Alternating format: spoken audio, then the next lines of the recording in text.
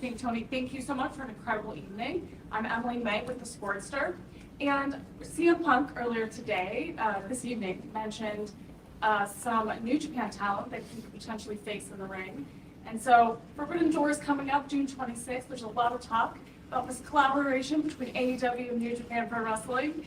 What can fans expect leading up to June 26th? Fans can expect a great event on June 26th. I've been talking to Ghetto and his office extensively, and it's like a Crimson Tide situation. I was just reading this book about Don Simpson. I know, I don't get much time to read, but like when the Wi-Fi is off on the plane, like going up and down every day, I usually get a little bit to read up and down the ascent and descent. So I was reading a book called High Concept about this, just what a weird, strange life Don Simpson led, and just these bizarre stories.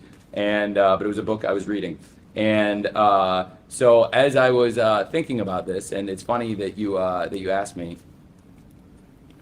It was like he produced a movie called right before he passed away called Crimson Tide, and Denzel Washington and Gene Hackman, they both have missile keys to turn these in. It's a very different situation. But think of it like Ghetto and I both have a missile key. Like we're both going to try and I'm not going to try and force anything on him. He's not going to force anything on me. It's been a really good relationship the last year plus, over a year, that we've been doing matches and stuff together ever since we reunited Roppongi Vice on AEW Elevation.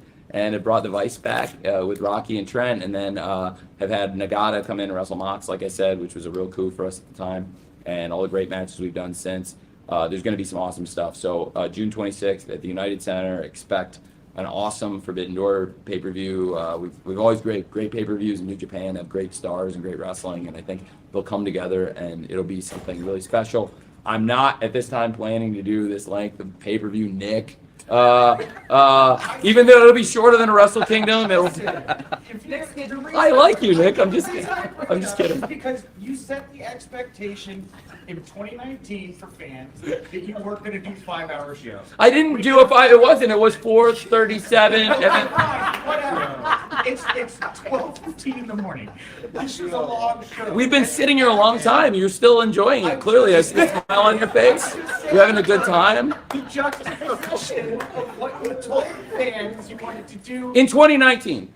Before I knew there was a Game 7 tonight or that Martha Hart was going to be doing a promo 3 years later. My job is to find out if you're I had no idea Dr. Martha Hart would ever come do a promo on the show. And God, I budgeted as much time as she needed. So there's 20 minutes of wrestling. 3 years ago, I didn't know that. So it's like, you're holding me to quotes from a long time ago, but in a good way. That's my job. You're holding me accountable, Nick, and that's why you're great at what you do. Thank you. And I'm looking forward to seeing you in your hometown of Chicago for the Forbidden Door.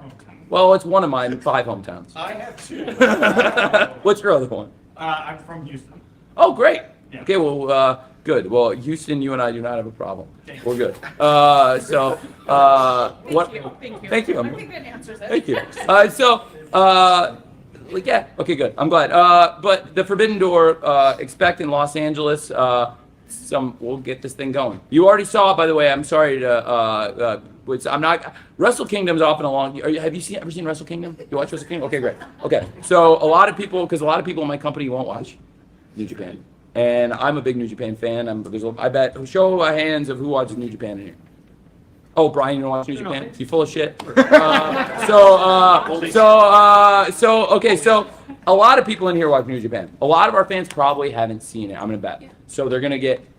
They've seen some of the stars. I think we've already had great wrestlers. Some of the ones I mentioned. Ishii's been with us a few times and is great. So this is a more educated room than probably most wrestling rooms you're gonna get of fans. So I think we probably know more about some of these stars. We're gonna have to debut some of them on TV. It was cool to see Great O'Khan and Jeff Cobb. Jeff Cobb, he had been gone for over 2 years, right? Over 2 years, and I really liked it. The way they came in, and obviously it did, leave things open-ended. I thought FTR and Roppongi Vice were having a great match. Roppongi Vice had tried to win the Ring of Honor belts for a long time. They won a lot of big matches. They beat the Young Bucks in Ring of Honor. They won a lot of matches there. So I think they said this was like their 4th shot at the title, and they didn't really get a fair one. And they were having a really good match, and those guys came in and busted it up. So it sets up interesting things not only with AEW, New Japan, but also potentially with Ring of Honor and New Japan, who obviously have a lot of history together and have partnered. Was anybody at their Madison Square Garden show here? Yep. Yeah. A lot of people were, and yeah, that was, I think, one of the most successful shows Ring of Honor had done, and also a big debut at New Japan here. So I think we can do a better show. And that was, I think they did a great sellout, a great crowd. I think we can do a better show than that, and have more involvement from big stars from New Japan, and also have, frankly, from the American side, even more star representation than that show had, which was a big success. This will be even bigger and in line with what you've come to expect from AEW events, also New Japan. I won't beat Nick up about the show length question because it's a very fair question, but I think I will try to. It probably won't be the same thing on June 26th. I don't think the sports competition's there. What? I'm kidding. You just keep going back. But in a good way, in a loving way. And I'd rather you do this than bring up WWE with me. well, that's true. And then Dave brought up that he wrote for WWE, so we're just having a good time here. We're scatting. I didn't And bring it. you did, I think. Well, you brought up what they do backstage, which I think you're familiar with because you used to write there.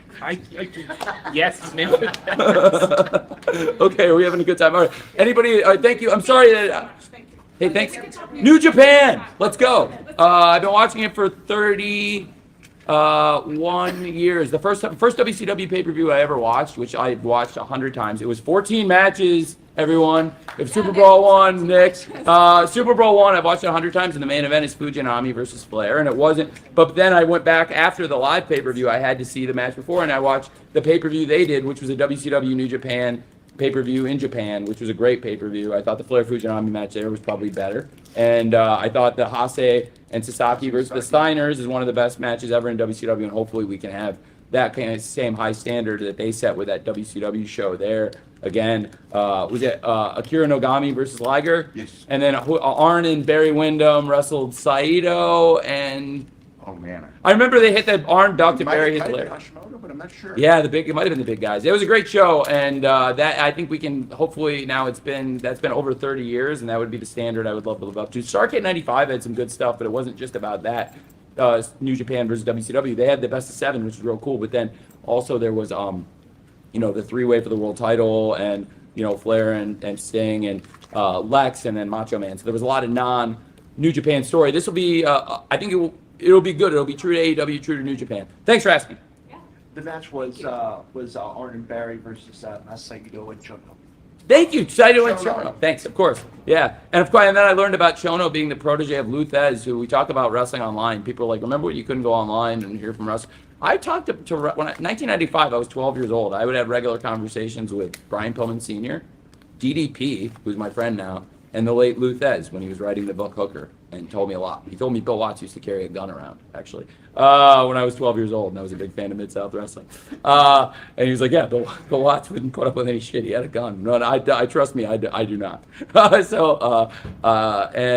I learned a lot from those experiences, and I think the online wrestling community has been a thing a lot longer than people realize. So.